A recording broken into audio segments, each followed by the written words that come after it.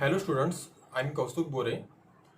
From now on, I will teach you two subjects which are soil and water conservation and its management, and second is computer technology. So in this first lecture, I will teach you soil and water conservation and its management. In this first lecture, the points are soil erosion, factors affecting soil erosion, types of soil erosion. In there are two types, and the second main point is runoff cycle and types of runoff. And also in runoffs there are three main types. So this is lecture of soil and water conservation and management. First lecture, soil erosion means जमिनीची धूप. So the definition is, the soil erosion is defined as detachment, transportation and deposition of soil particles from one place to another under the influence of wind, water, gravity forces. म्हणजे soil erosion असं की जमीन एका ठिकाणावर दुसऱ्या ठिकाणी movement होते आणि त्यासाठी वेगवेगळे फॅक्टर्स अफेक्ट करतात. So the factors affecting soil erosion are first, rainfall. By rainfall water strikes against the soil on earth. It detach the upper layer of soil from lower layer. म्हणजे जी loose soil असते वरच्या लेअरची, जेव्हा पाऊस पडतो तेव्हा ही loose layer निघून जाते खालच्या लेअरपासून. Second point is run off water. Soil gets transfer from one place to another by running water. जेव्हा पाणी वाहायला लागतं जमिनीवरून तेव्हा जिकडून वाहतं चालू होतं त्यावेळी तिकडची माती वाहून जाते दुसऱ्या ठिकाणी. विंड, वारा. Wind blown away the loose soil from upper surface of soil layer. Also it helps in evaporation of water. म्हणजे वाऱ्यामुळे किंवा जेव्हा वाऱ्याच्या वेलासुटीमुळे माती वाहून जाते वरची लेअरची आणि पाण्याचं इव्हॅपोरेशन म्हणजे पाण्याचं बाष्पीभवन सुद्धा फास्ट होते. Third point, soil type. There are number of types of soil which affects the soil erosion intensity. म्हणजे इकडे डिफरंट टाईप्सच्या सॉइल असतात. ज्या सॉइल लवकर विरघळतात, काही सॉइल खूप लवकर विरघळत नाही माती पाण्यामध्ये. तर ज्या लवकर विरघळतात त्या लवकर वाहून जातात आणि सॉइल इरोजन फास्ट होतं. Next point is plant cover. म्हणजेच झाडांचं आच्छादन जमिनीवरती. Plant cover is one of the biggest obstacle against soil erosion. म्हणजे प्लांट कव्हर एक सर्वात मोठा अडथळा आहे सॉइल इरोजन थांबवण्यासाठी, म्हणजेच सॉइल इरोजनसाठी. It slows down the process of soil erosion. ही एक प्रोसेस आहे ज्यामुळे सॉइल इरोजन थांबवलं जाऊ शकतं किंवा हळू होतं. नेक्स्ट पॉईंट इज स्लोप म्हणजे उतार. Gravity is major cause of fasten the process of soil erosion on the slope of mountain region. म्हणजे ग्रॅव्हिटीमुळे स्लोपवरती किंवा माउंटेन रिजन म्हणजे डोंगरी भागामध्ये सॉइल इरोजन फास्ट होतं, कारण की ग्रॅव्हिटीमुळे जमीन घरंगळून खालती येते वेगवेगळ्या कारणांमुळे, जसं की पाणी आणि वाऱ्यामुळे. So types of soil erosion. Next point, there are two types of soil erosion. First is geological soil erosion and second is accelerated soil erosion. So in first point of geological soil erosion, this type of erosion contribute the formation and distribution of soil on the surface of earth. म्हणजे geological इरोजनमुळे मातीची निर्मिती होते आणि वेगवेगळ्या गोष्टी कारकांमुळे ह्या affect करतात. It is a long time process.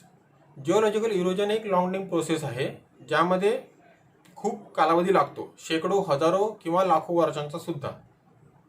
It includes water streams like river and formation of mountain and slopes. म्हणजे ह्यामध्ये प्रमुख काय घटक आहे पाणी, पाण्यामुळे आणि त्यामध्ये पाण्यामध्ये सुद्धा रिव्हर. तर वाहत्या पाण्यामुळे नदीच्या वेगवेगळ्या गोष्टींमुळे जिओलॉजिकल इरोजन होते आणि त्यामुळे स्लोप किंवा म्हणजेच उतार आणि डोंगर ह्यांची निर्मिती होते. त्यानंतर नेक्स्ट पॉईंट, ॲसेलरेटेड इरोजन. ॲसेलरेट म्हणजे काय, फास्ट करणे. म्हणजे ही फास्ट सॉइल इरोजनची प्रक्रिया आहे. तर त्यामध्ये बघा first point, this done by both natural and man-made activities. म्हणजे ही एक प्रोसेस आहे ज्यामुळे दोन्ही कारकांचा मारा होतो मातीवरती, नैसर्गिक सुद्धा आणि मानवनिर्मित सुद्धा. त्यामुळे मानवनिर्मितचा असल्यामुळे ही प्रोसेस ॲसेलरेटेड होते म्हणजे फास्ट होते. This process accelerate by action of wind, water, gravity and glaciers. Glaciers म्हणजे बर्फ. हे जे नॅचरल अफेक्ट आहेत, फॅक्टर्स, हे अफेक्ट करतात. जसं की विंड म्हणजे वारा, वॉटर पाणी, ग्रॅव्हिटी म्हणजे गुरुत्वाकर्षण शक्ती, ग्लेशियर्स म्हणजे डोंगरांवरचे बर्फ. आणि मेन तिसरा पॉईंट ह्याच्यामधलाच, activities done by human like farming and mining etcetera. Farming म्हणजे आपण शेती करतो, त्यासाठी आपण काय करतो, आच्छादन काढून टाकतो झाडांचं आणि मग शेती करतो, त्यामुळे जमीन मोकळी पडते आणि इरोजनची प्रोसेस फास्ट होते. आणि next point is mining. Mining म्हणजे काय, उत्खनन, खनन. कशासाठी करतो आपण, खनिज तेलासाठी किंवा वेगवेगळे मेटल्स असतात त्यासाठी. त्यामुळे सुद्धा जमीन मोकळी पडते खूप मोठ्या प्रमाणावरती आणि आपण तिचं खूप खनन पण करतो, खूप खोलवर खोदतो. तर ह्या मागच्या 2 पॉईंटवरती एक असा क्वेश्चन तयार होतो बघा, what are the types of soil erosion. म्हणजे 2 टाइप्स आपण जे आता केले. आणि write down the factors affecting the soil erosion in detail, जे आपण मागे केले, जसे की wind, water, plant cover, slope वगैरे वगैरे. मग आता next point is run off. Run ऑफची डेफिनेशन बघा कशी होते. Run off is define as portion of rainfall as well as other flow which makes it's way towards the river, streams and oceans. Run off म्हणजे एक असा भाग आहे पावसाच्या पाण्यातला जो की वाहत जातो आणि शेवटी मिळतो नद्या, नाल्यांना आणि समुद्राला. रन ऑफ सायकल म्हणजे वाहत्या पाण्याचे चक्र. It is a hydrologic cycle. Hydro म्हणजे पाणी, सायकल म्हणजे चक्र. हे एक पाण्याचं चक्र आहे. Which falls between the phase of precipitation and its subsequent discharge in the streams of channels or direct return to the atmosphere through evaporation. ह्या फेजमध्ये precipitation प्रमुख भाग पडतो. precipitation म्हणजे काय, अवकाशातून म्हणजेच ॲटमॉस्फिअरमधून जे पाणी पडतं, मग ते पाण्याच्या स्वरूपात असू द्या की बर्फाच्या स्वरूपात, त्याला म्हणतो precipitation. आणि शेवटी हे स्ट्रीम्स म्हणजे नद्या नाल्यांना जाऊन मिळतं आणि ह्याच्यातला जो काही भाग असतो तो इव्हॅपोरेट होतो, म्हणजे बाष्पीभवन होतो आणि वातावरणात परत जातो. तर ही होते संपूर्ण मिळून रन ऑफ सायकल. तर रन ऑफ सायकलचे बघा 3 पॉईंट पडतात महत्त्वाचे. एक सरफेस रन ऑफ, एक सब सरफेस रन ऑफ आणि एक बेस फ्लो. तर आपण सरफेस रन ऑफमध्ये बघूया. Sub surface run off is a part of precipitation. म्हणजे हा एक पावसाच्या पाण्याचा भाग आहे. Water flown through the network of watershed. Watershed म्हणजे काय, जो जमिनीवरचा भाग असतो ज्यामध्ये पाणी पसरतं, हा त्याचा एक भाग आहे. Surface runoff occurs only when precipitation exceeds the rate of infiltration. Exceed the rate of infiltration म्हणजे काय, पाण्याची जी पाणी जे राहतं जमिनीमध्ये, त्यावेळी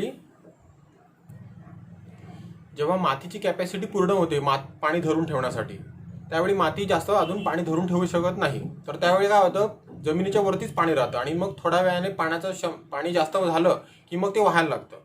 तेच झालं वाहत्या पाण्याला, जे जमिनीच्या वरती वाहतं त्याला म्हणतो आपण sub surface run off. Second point is sub surface run off. हे त्याच्या एकदम विरुद्ध आहे.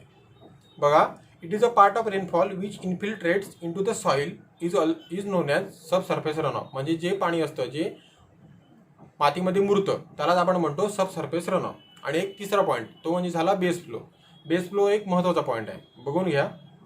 It is a part of rainfall which percolates into the soil and meets to the water table finally after joining the streams, oceans. म्हणजे हा एक जो पावसाचा पाण्याचा एक भाग आहे जो खूप खोलवरती मुरतो आणि वॉटर टेबलला मिळतो. It is flow very slow. म्हणजे ह्याचा जो फ्लो आहे, वेग आहे, तो खूप स्लो आहे, त्यामुळे पाण्याची मुवमेंट सुद्धा खूप स्लो होते ह्या प्रोसेसमध्ये. Sometimes the base flow is also non as ground water flow. म्हणजे हे जे ग्राउंड वॉटर फ्लो आहे ह्यालाच म्हणतो बेस फ्लो. ह्याला आपण मराठीत काय म्हणतो, झरे, पाण्याचे झरे. म्हणजे आपण जेव्हा बोर खोदतो किंवा विहीर खोदतो आणि आपण म्हणतो की झरा लागला, पाणी लागला आणि ते पाणी वाहतं असतं, ते पाणी सुद्धा पावसामुळे जमा झालेलं असतं. तर त्यालाच म्हणतो आपण ग्राउंड वॉटर फ्लो. आता या लेक्चरमध्ये हे एवढे पॉईंट झालेत. ह्या पॉईंटचं मी तुम्हाला फोटो काढून पाठवीन, ते तुम्ही वहीत लिहून यायचं. आणि माझ्या दोन्ही सब्जेक्टसाठी तुम्ही सेपरेट वह्या करायच्या, म्हणजे 2 वह्या 200 पानी. त्यामध्ये तुम्ही हे पॉईंट लिहून घ्यायचे. जेव्हा कॉलेज रेग्युलर चालू होईल तेव्हा मी तुमच्या वह्या चेक करीन. आणि जसं तुम्हाला बाकीचे शिक्षक सांगतील की त्यांच्यासाठी पण तुम्ही नवीन वह्या तयार करायच्या. एकेकाच वहीमध्ये वेगवेगळा सब्जेक्ट लिहायचं नाही, कारण की त्यावरती सुद्धा तुमचा परफॉर्मन्स डिपेंड करतो. आपण मग नेक्स्ट लेक्चरला बघूया सॉईल सायन्सच्या फॅक्टर्स ऑफ सरफेस रनऑफ. हे आपण 2 पॉईंट आहेत मेन त्यामधले, ते आपण पुढच्या लेक्चरमध्ये डिस्कस करू.